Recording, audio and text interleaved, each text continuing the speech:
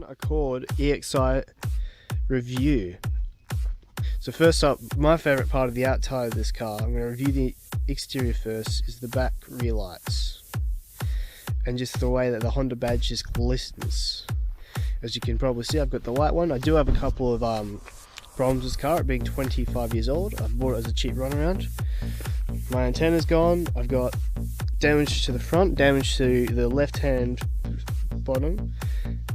But yeah, as you can see, nice little bit of silver trim. You know, nothing to write home about, also, but nothing to complain about. Of course, you got your sunroof.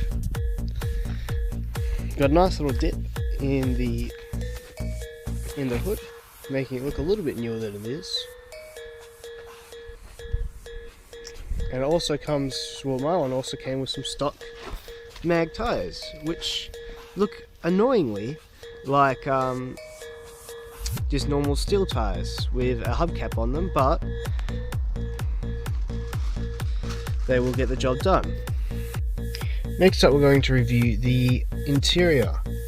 As you can see, it's nothing to write home about, but astonishingly, this car has a massive amount of extras for its time.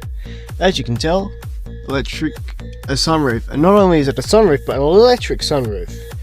All doors have a cool little light on the side of it. Not to mention, you have cruise control. You get your aircon and all that, of course. 4 electric windows, electric mirrors. You do not have central locking, which is very annoying, but you can live with it. And an electric seat. Now I'm going to show you how well this seat actually works. And as you can see, you've got, in this particular model, you've got all electric interior, which makes for a bit, sorry, not all electric, all leather interior, which can make for a very nice finish. Unfortunately, I bought my car off somebody who didn't really care for it enough, and some of the seats are wet, very worn and torn, but that's life. But you can pick these up very cheap. I personally picked this one up for about $650. Licensed, and with a gigantic sub in the back. You have nothing to fix but a crack in the windscreen and putting a tube back on the hose.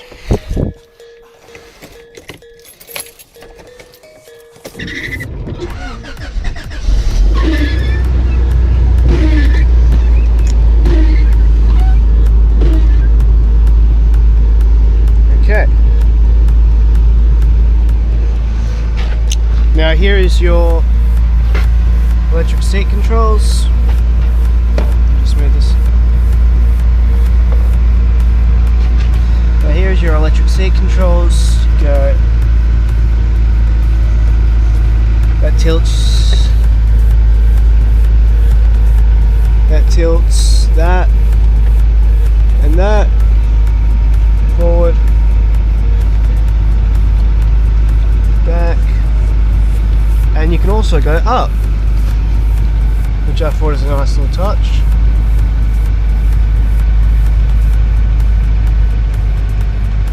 Especially when you're only 5'7" like myself. So you can essentially adjust it to however you need it. Another little interesting fact about this car is, as I said it before, electric sunroof.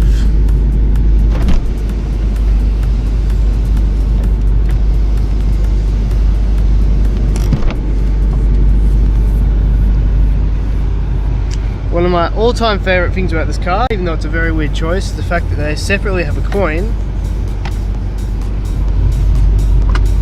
and an ashtray. I think that is very, very cool.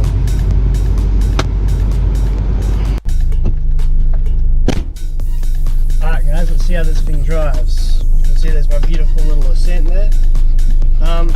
So far I've done about 1,200 kilometers in this car. The car's already done just under 300,000 to 100,999,957 to be exact.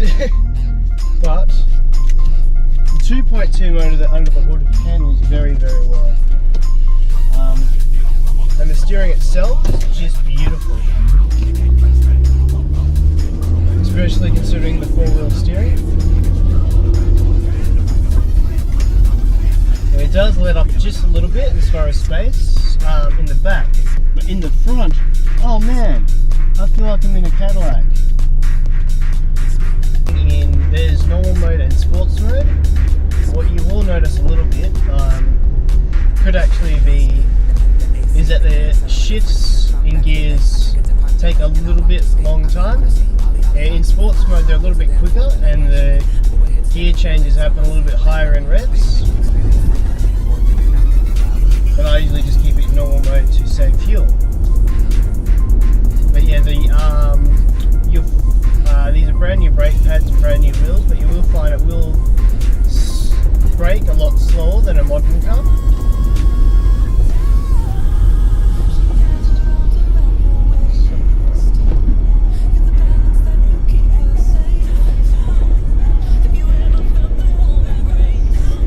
Man, beautiful. So responsible on the accelerator. I'm not even trying to accelerate, honestly. The cruise control will take a couple seconds to kick in for the old vacuum system, and it's quite hilarious when you make it go up, you can actually feel all that acceleration to the wheel.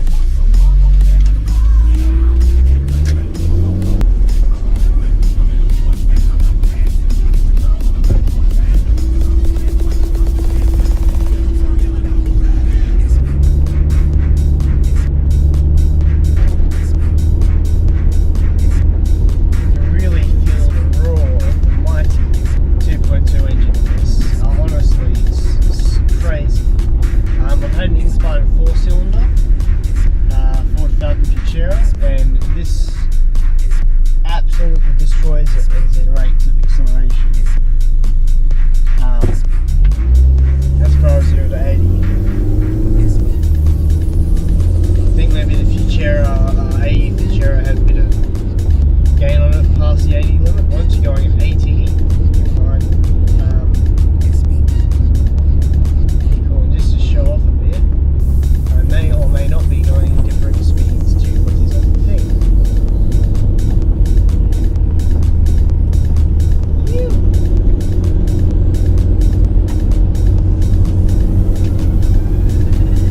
So this is a very small mountain. As you can see, it climbs uphill like a champ. I just chuck this in sports mode for you.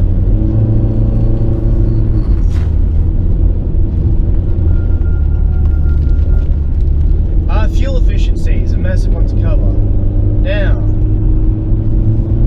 it will run cheaper than a full-size V6, but compared to, let's say, a 1.6, yes, it will get destroyed, especially my Ascent, with a, let's say, 20 years newer technology. But other than that, drives brilliant.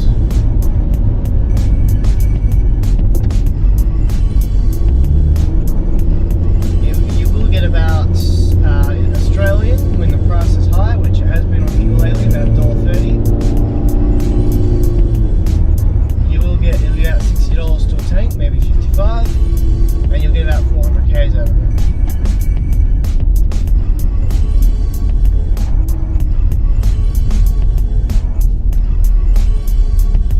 I think it also idles a bit better on sports.